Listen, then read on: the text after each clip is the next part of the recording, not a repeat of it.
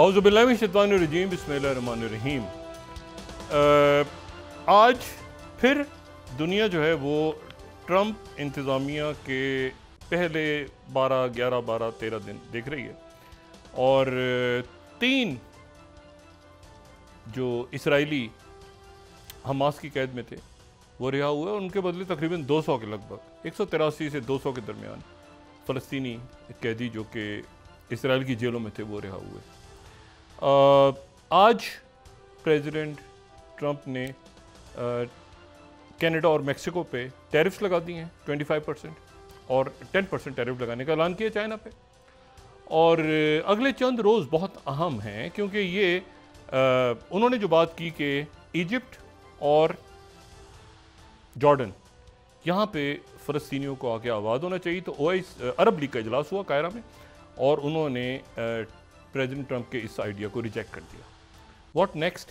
یہ سارے معاملات جو ہیں یہ پاکستان پہ آنے والے دنوں میں پوری دنیا اور پورے خطے کے واقعات براہ راست اثر انداز ہونے جا رہے ہیں، اور اسی دوران جو وینزویلا کے لیے نمائندہ خصوصی پریزیڈنٹ ٹرمپ کے تھے رچرڈ گرینڈل، ان کو جن کا نام پاکستان میں میرے خیال سے سبھی لوگ جانتے ہیں، رچرڈ گرینڈل جو ہے وہ وینزویلا گئے اور وہاں پہ انہوں نے ملاقات کی وہاں کے صدر سے، ان صدر سے میدورو سے، جن کو امریکہ نہیں مانتا، تسلیم نہیں کرتا، جن کو جان بولٹن گرانے کی کوشش کر رہا تھا اور ریجیم چینج کی کوشش ہو رہی تھی، اور وہاں سے جو ہیں وہ 6 امریکنز کو وہ لے کر واپس آ گئے، اور چند گھنٹوں کا مشن تھا اور وہ امریکنز کو لے کر واپس آ گئے۔ میدورو نے ان کا استقبال کیا، اس میدورو نے جنہیں امریکہ نہیں مانتا اور نہ امریکہ انہیں مانتا ہے۔ یہ کیا ہو رہا ہے دنیا میں؟ 2 میرے ساتھ محترم مہمان آج موجود ہیں۔ سب سے پہلے تو پروفیسر سمی العریان جو ہیں، سمی العریان، یہ centre for Islam and global affairs کے پروفیسر ہیں، استنبول میں یہ بیسڈ ہیں، اور اگر آپ گوگل پہ جا کے ان کو سرچ کریں ان کے بارے میں، پروفیسر کے بارے میں، تو بہت طویل آپ کو ڈیٹیلز ملیں گی۔ یہ امریکہ میں رہے، فلسطینی ہیں، کویت میں ان کی پیدائش ہوئی، امریکہ میں پھر کچھ ایشوز کھڑے ہوئے، اور یہ ایک بڑی زبردست وائس ہیں، آواز ہیں مسلمانوں کے لیے اور ہیومن رائٹس کے لیے دنیا میں۔ Professor thank you very much for being on the show.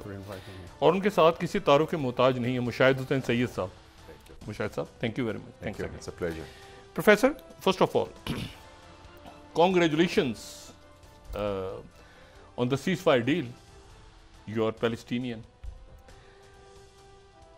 For a lovely deal, ceasefire deal, 3 more hostages were released, and around 200 prisoners, Palestinian prisoners, they were also released. Yes. And Rafah border is open. People are moving around from Gaza to Egypt and from Egypt to elsewhere. Congratulations. Thank you. How you look at it? Well, as you see, that means that Netanyahu was defeated, that the Israeli killing machine was defeated, because when the political objectives of the enemy of the Israelis were not achieved, that means it's a defeat. He said that he's going to dislodge Hamas, end Hamas, crush Hamas, eradicate, eliminate, destroy. None of that happened. He said Hamas will no longer be in rule of Gaza. Well, it still is. And he said that he's going to get his hostages without a deal through military pressure. And that did not happen. So that's a complete defeat for Israel and for Netanyahu. And that makes me... What do you mean by complete defeat?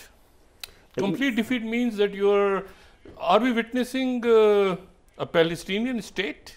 That was not the objective of Hamas, to have a Palestinian state. The objective of Hamas was it wanted to change what the situation, the strategic situation and the local situation of the Palestinians. The status quo. There was a complete siege in Gaza, it still is, but now people are talking about how to lift that siege. Despite the destruction, there was an attempt to integrate Israel into the region through a normalization deal.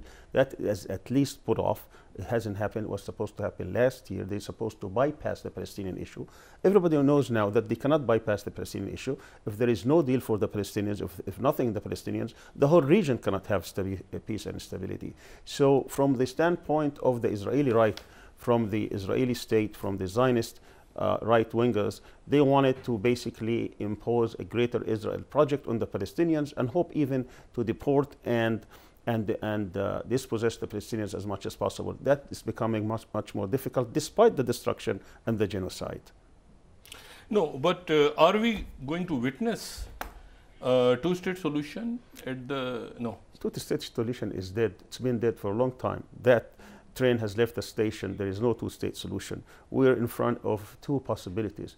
Either Israel will have a complete hegemony over the entire region where the Palestinians will be totally dispossessed and taken out of Palestine, or the Israeli state will shrink more and more, and eventually the whole racist supremacist structures will be dismantled, and then we'll have a new structure in Palestine. There are no third option here. So either you will see a greater Israel, or we'll see dismantling of the whole Israel. I believe that these are the two outcomes, yes. And I believe the dismantlement of Israel is going to happen. It may take some time, because I think after what happened after October 7th, many of the imperatives that Israel depends on for its survival and expansion have been undermined. Mushahid sahab, two-state solution, Professor कह रहे हैं कि नज़र नहीं आ रहा, या फ़लस्तीन तमाम इलाका फ़लस्तीन बनेगा जहाँ पे इसराइल बन गया था बाद में 48 में, या ये है कि इसराइल होगा.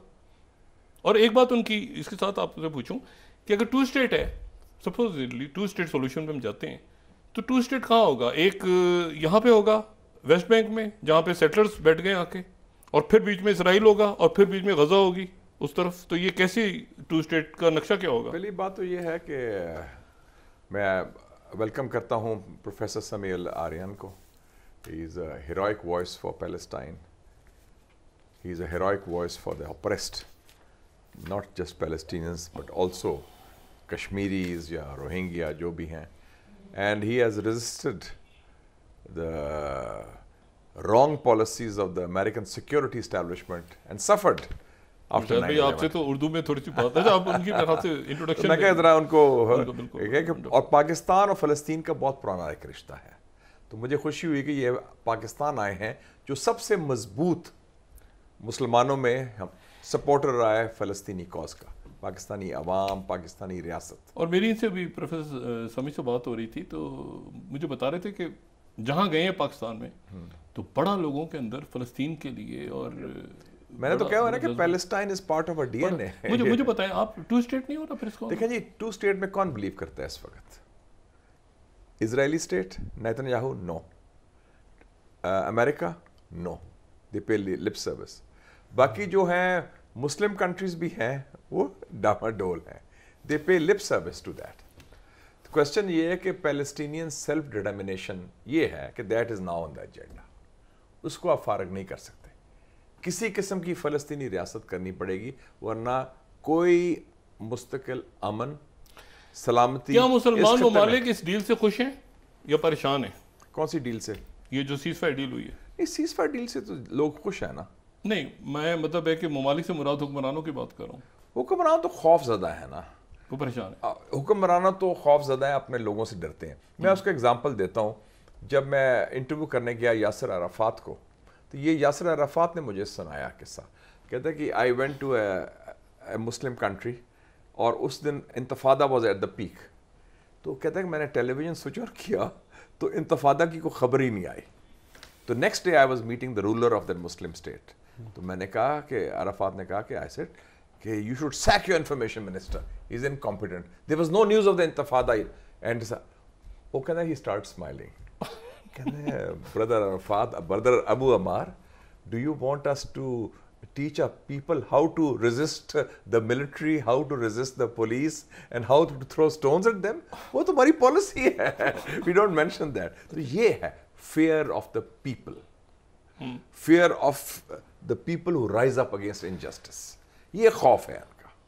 तो ये खौफ हर जगह है. लेकिन जो सबसे बड़ी बात हुई है, और मैं ख्याल this is a very important message for the people of occupied Kashmir also, कि जो एक objective था, the worst genocide in modern history, backed by the entire West, not just USA, पूरे मगरिब ने साथ दिया, यूरोप ने साथ दिया. So they failed to eliminate. So you also believe there will be no two state? It doesn't seem to be in the offing, but I do believe that the Palestinian right of self-determination, ये अब agenda में आ गया है. There has to be a Palestine state, otherwise there will not be any peace. ये status quo नहीं चल सकता. Okay, so I mean, the Americans don't believe that. I mean, during the waning days of Obama in December 2016, even Obama did not veto a resolution that condemned settlements. And John Kerry made a speech in which he said that the two-state solution is dead, that Israel has reached that point where we're either faced with a one-state or an apartheid state. So to talk even about two-state solution where no one believes in it, let's remember that on the eve of the Oslo Accords, the number of settlers in the West Bank was 115,000.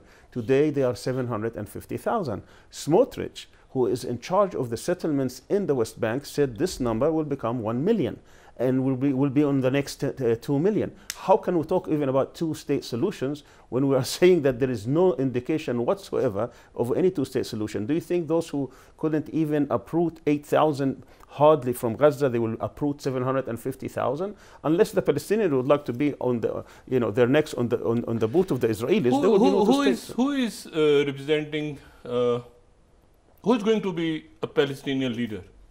Somebody from Hamas or somebody from Palestinian Authority, or there will be some unification, or what? There is no Palestinian leader because the West will never recognize any person who fights for his people, whether it's Hamas or anyone else, it doesn't matter. But if you're fighting for the rights of the Palestinian people, you will not have any recognition from any Western country, particularly from the United States, definitely not from Israel, and the Arab states don't really care. What will happen next? Palestinians will start fighting among each other for the leadership, or what? I don't think it matters much. Because what matters is, do you have resistance against the Israeli plans? The Israeli plans are trying to dispossess the Palestinians and kick them out of Palestine. As long as the Palestinians are determined to stay on their land, as long as they are steadfast, determined, resilient. No, but that state's coming very, I mean, there should be, there must be a person to whom the world will be talking, or, I mean, we are entering the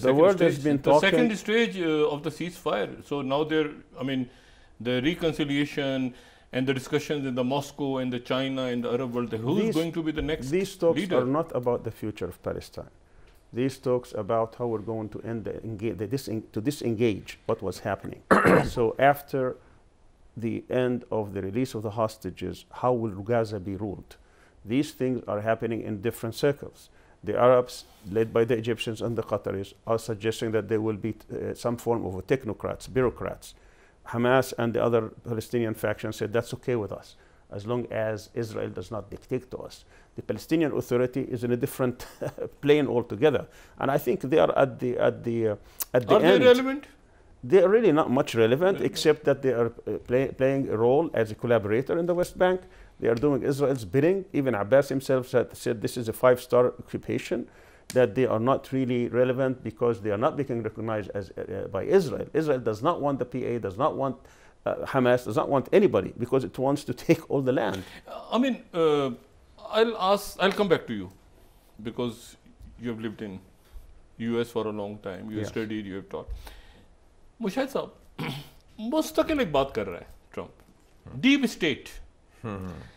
But what is deep state? Number one.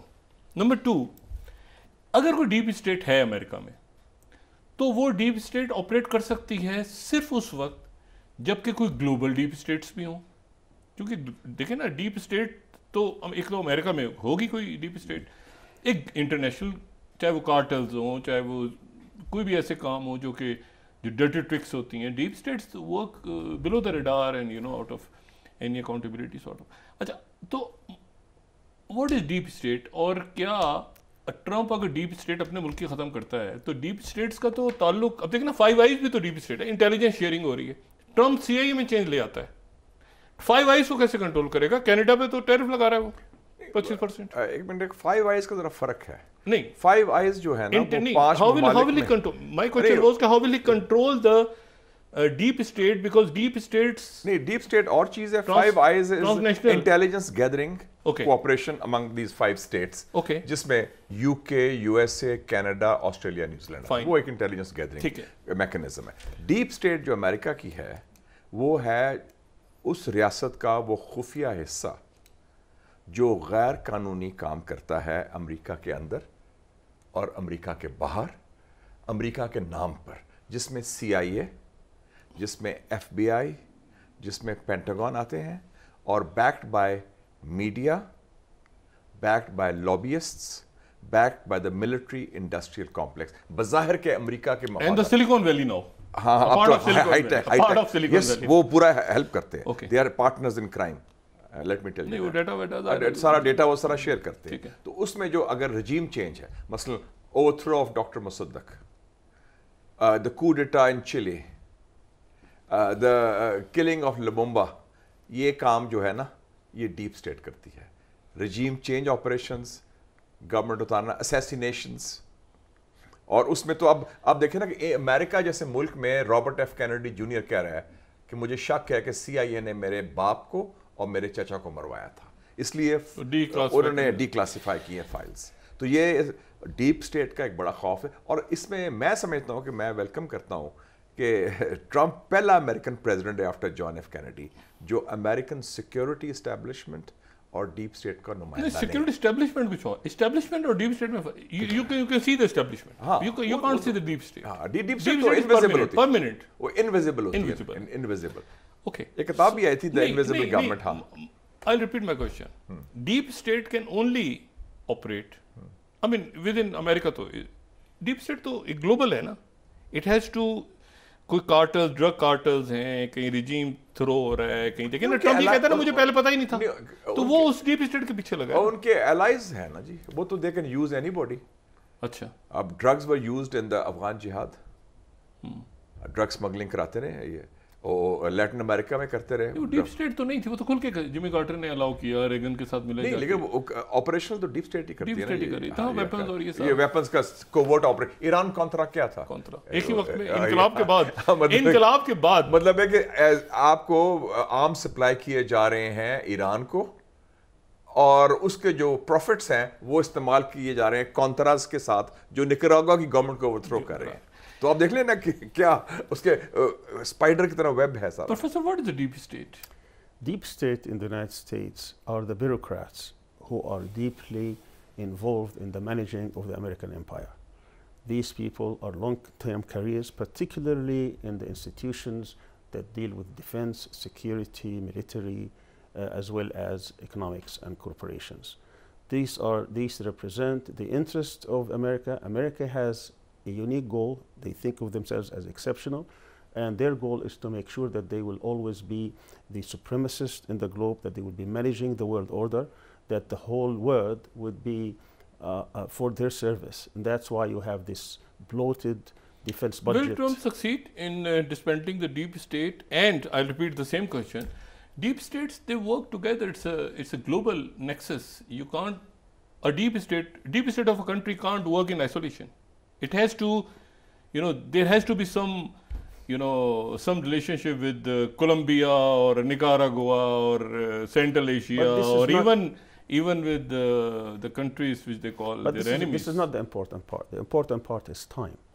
For anyone, particularly even as a president of the United States, if you wanted to actually dismantle a deep state, you need time. Trump at best has 3 years, because the 4th year he will be lame duck, nothing is going to happen. You cannot dismantle a deep state in 3 years. You cannot? No, you cannot. This is something that would take probably 2 or 3 decades. That's why they will never be able to dismantle deep state. Deep state, to be dismantled, they have to be defeated, and the supremacy of the US around the globe has to be curtailed. He can impact it, in which it will hasten the disintegration of the American empire, but it will not be dismantled during his tenure. They will still have some power, some existence, but he will not be able. Many of the policies, by the way, look what he said. He said he's going to end the war in Ukraine in 24 hours. That was just hyperbole. He can never do that. The deep state will never allow him to do that. He can impact it perhaps within a few months, within a couple of years, but there are certain policies and inertia within the American establishment that even a president cannot change. There are certain constitutional constraints on him that he cannot overcome. He's not just a dictator at the, at the stroke of the pen. He can do this and do that. There are certain things he can do. He is doing it, but that's executive coming out of WHO, stopping the aid to United but Nations, that does not dismantle. putting the tariffs on his own allies. I mean, these things he can do, but that does not dismantle the deep state. He can impact tariffs, he can impact certain policy here and there, he can dismiss and fire certain people, bring others, but the deep state is much more than that. When you have 7 commands, these 7 commands rule American policy throughout the world. Northern Command, Southern Command, Central Command, African Command, Pacific Command, NATO. He cannot just go and dislodge all these things. He can impact a policy here and there, but as a whole, that takes a long time to do. This is an empire that has been built for over a century. He cannot just do it in 3 years.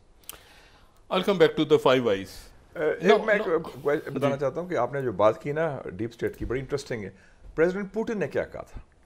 Putin ने interview दिया पिछले साल, एक French magazine है ला फिगेरो, उसने कहा कि I have been negotiating with American presidents, और अमेरिकन प्रेसिडेंट्स उन्होंने बात भी की, बुश की, ओबामा की, and American presidents make commitments to me, they discuss, and then he said people come in dark suits with dark ties and they tell the American president, sir, this is what is in the national interest, this is what is not in the national interest. And what was promised by those American presidents to President Putin during their discussions, that is kept away. नहीं तो Russian deep state भी होगी ना, वो तो है, Wagner वो तो ग्रुप, नहीं, वो खुद उसका हेड है। Putin is the head of that, he is KGB सारा, वो तो रशिया का तो बड़ा कंट्रोल है उसका। एक और किताब मैं आजकल पढ़ रहा हूँ, बड़ी इंटरेस्टिंग है, नहीं एक मिनट, और एक वो है काश पटेल की, नहीं उसमें किताब लिखी government gangsters, that is the name of the book, and he is the Trump nominee for FBI chief, और उसमें गवर्नमेंट गैंगस्टर से उसकी मुराद है the US government.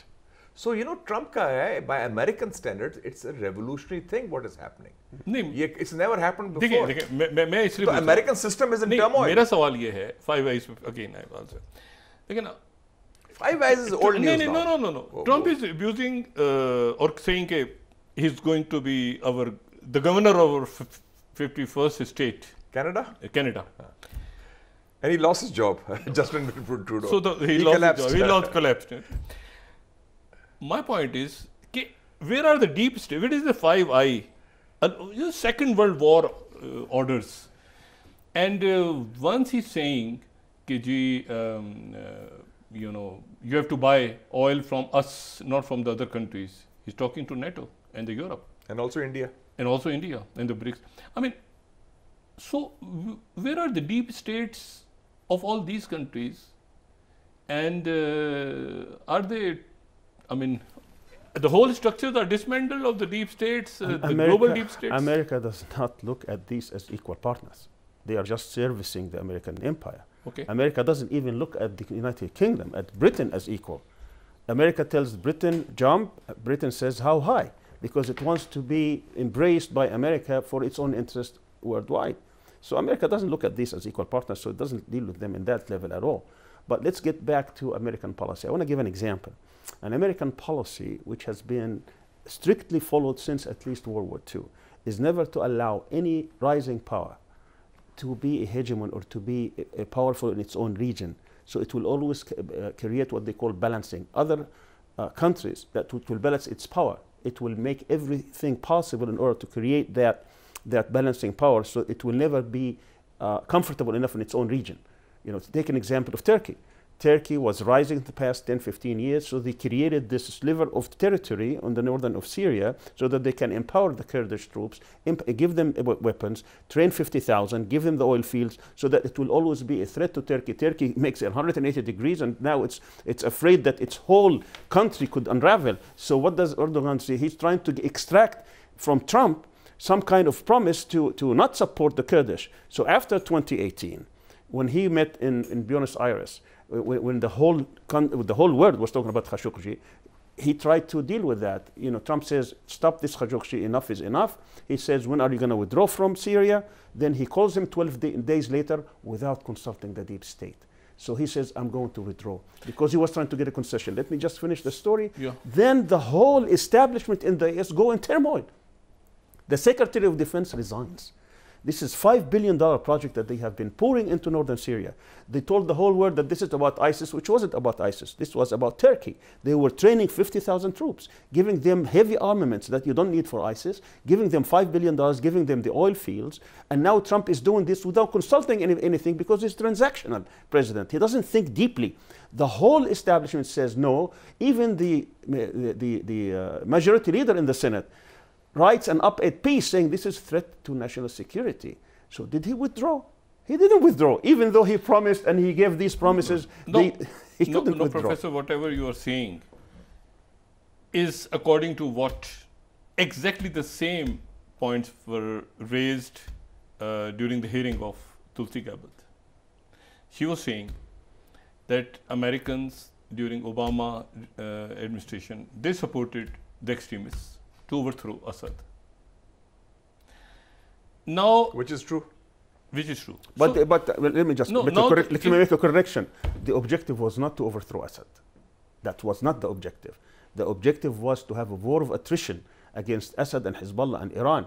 They never armed the resistance or the opposition to the point where they can win. I sat next to a person at one point in a dinner who was in charge of the Syria and Libya office in the State Department. And I asked him, what is the US policy there? He said, no winner. I said, what do you mean? He said, we don't want any party to win. I said, why? He said, because both are not good for us. So I said, so what do? He said, we cannot control Assad. We control the opposition. We give them enough arms to fight, but not enough arms to win. That was American policy. So this is this is different now. If Tulsi Gabbard comes in, what Americans will do?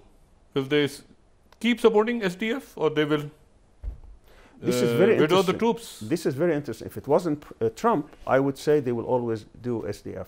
Now with Trump in, with his now think that he has been given the mandate to do what he wants, this would be a real test to what we call the deep state. Will he be able to be convinced by Trump, by Erdogan, to withdraw, and what is the cost? What will be the future? Again, I'll come back after the break. That who will lead the Palestinians is important, because Hamas is Akhwan, and Palestinian Authority is anti-Akhwan. So are the number one. Number two is, I'll come to Houthis also, and I'll come to. No, I think it's not about Akhwan. It's about Israel. Palestinian Authority is in league with Israel. Fine. So after the break, it's about the resistance. Who is going to after the break? मैं आपके दोस्त के बारे में पूछूं ना, Richard granal जो है, वो ऐसे गए और ऐसे जाके छुड़ा के ले आए वो 5 बंदों को। पाकिस्तान में पता चलना चाहिए लोगों को, ऐसे जाके छुड़ा के ले आए वो मेदोरो से मिलके। ये बड़ा अनएक्सपेक्टेड है। Talking to the enemy. अच्छा, फाइन। और ये दूसरी बात ये है कि has the American dumped Netanyahu, और they dumped have they dumped Israel? No. Or what? I mean, we'll take a short break and come back. Ji.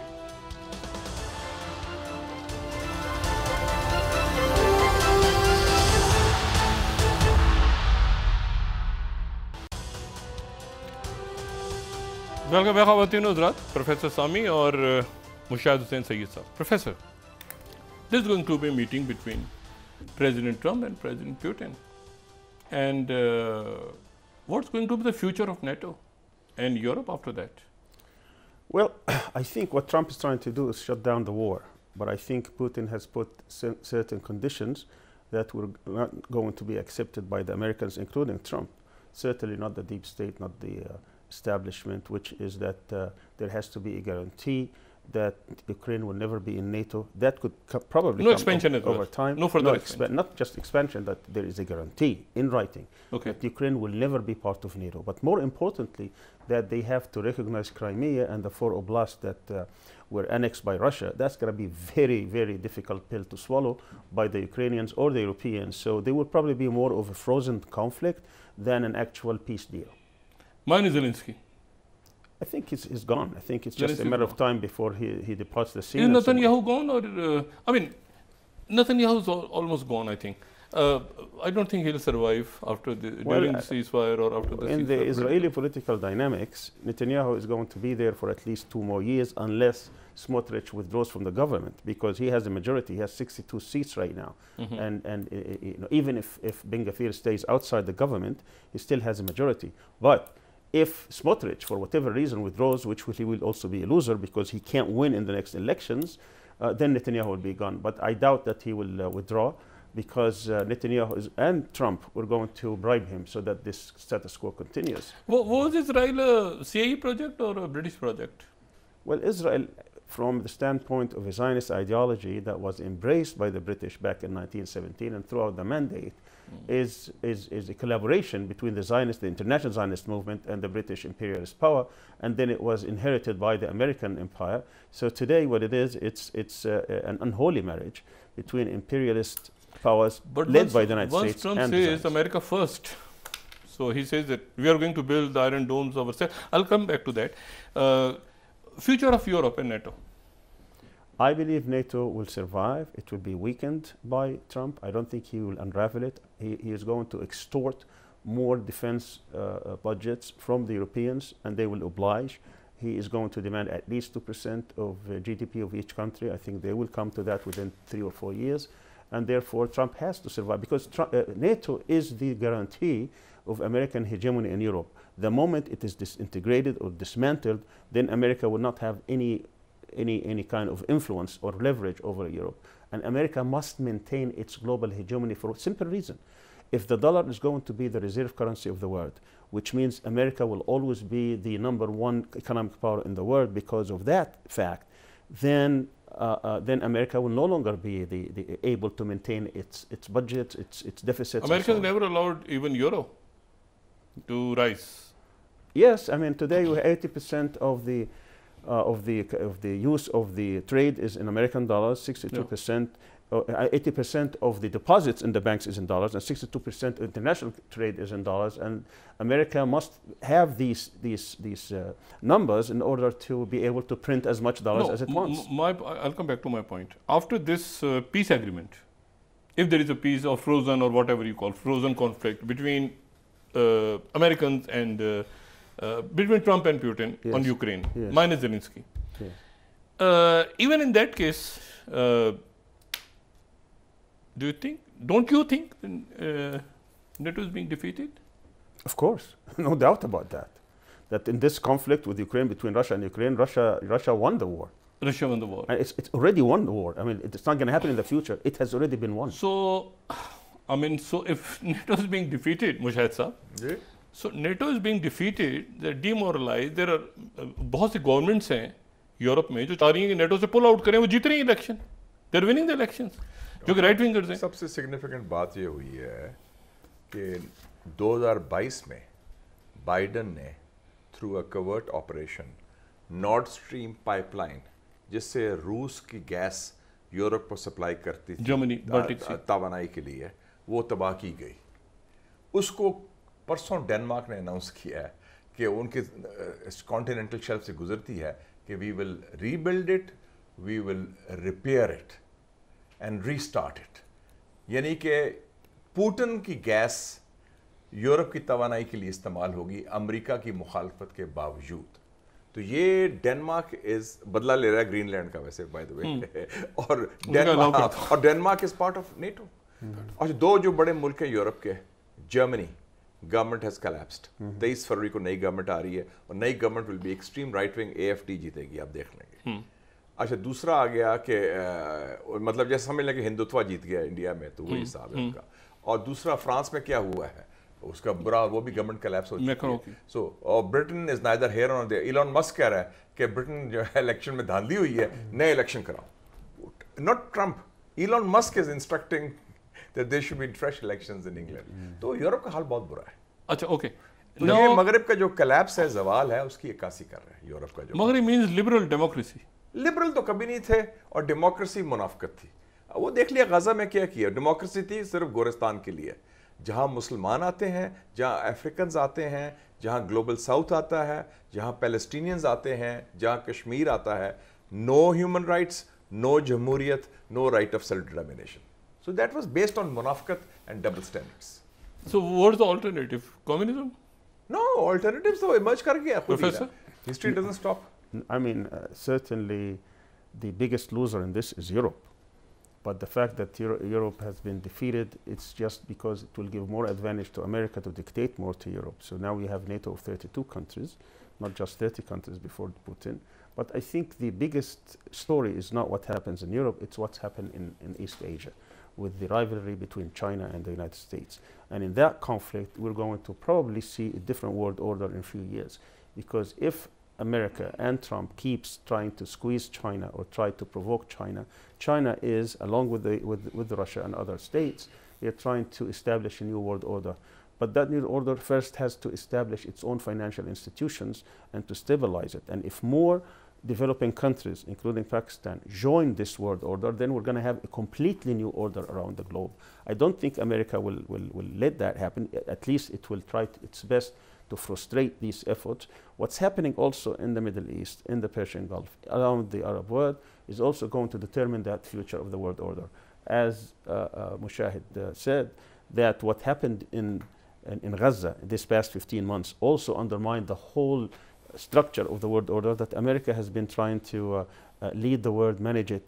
And with the, all the talk about the human rights and the rule of law and democracy, all that has been undermined, completely has gone. Because people have seen what happened when it came to Israel, the genocide, the killing, the massacres, the full destruction, tens of thousands of people, women, children, hospitals, clinics, mosques, churches, everything was destroyed in Gaza under the name of defending itself, while actually what is happening was a complete disregard for everything, for the United Nations Security Council, General Assembly, International Court of Justice. Nothing was respected. So this whole world order may need to be reformed completely. What's the relationship between, you foresee, between President Trump and Premier Xi Jinping? I mean, are they competing with each other, or, I mean, if the NATO is being defeated, there is no Asian NATO anymore? And all these projects in Quad or whatever they are, I mean, they are afraid, very much afraid, that what has happened in NATO, it could happen to them as well. The South Korean government or whatever is happening. And I don't think, I'll ask your opinion, will the Americans come to save Taiwan? Yes, because this is the red line. Okay. They cannot allow China to become hegemon in that part. So they will do everything possible not to make sure that war doesn't start. But at the end, if China was intent on invading Taiwan, and with that there will be the collapse of the whole economy of the world. If that happens, there will be a complete collapse. I don't think that is a deterrent for China, and that's what Americans are banking. But at the very end, Taiwan is only a few hundred miles from not thousands of miles like Americans, yes. But America will not allow Taiwan to go that easily. But no, in terms of NATO... When Trump is saying that Taiwan must invest on the chips and the technology, on the semiconductors inside America. I think so if he's planning to move everything from Taiwan to America, and they're asking Taiwanese to invest and build it, that all the whole infrastructure in Arizona and other places. These are not major issues. Okay. These are just transactional issues. You're going to say that because he's trying to tell the Americans, his constituencies, that he's bringing America billions of dollars. $1 trillion from Saudi Arabia, hundreds of billions of dollars from Taiwan, this and that. We have to look at the geopolitical situation. The geopolitical situation is this. If China can establish its power in its own hemisphere, in its own region, that means it's going to be able to extend its influence around the world. That would be not only the decline of American hegemony, American supremacy, American existence as the world leader, it will be the complete collapse of the American empire. That is a red line. It has nothing to do. America can live with Taiwan, with everything it has in terms of economics, but it cannot live with a China that is a hegemon in its own region. That's why the AUKUS, the I2, U2, that's everything that they have established between the military alliances, the military bases, the existence of its fleet and so on and so forth, that will be strengthened because it will not allow China. That's why it's trying to reposition its status in the Middle East and concentrate on China in the East Asia. Professor, thank you very much. Mushahid साहब, thank you very much. ख़वातीन हज़रात, गुफ्तगू जारी रहेगी, एक बड़ा मौजू है ये. अगली नशिस्त में आपसे फिर मुलाकात होगी. अपना दोस्तों, रिश्तेदारों, गिरदो नवाह के लोगों का सब ख्याल रखिएगा. अल्लाह हाफ़िज़.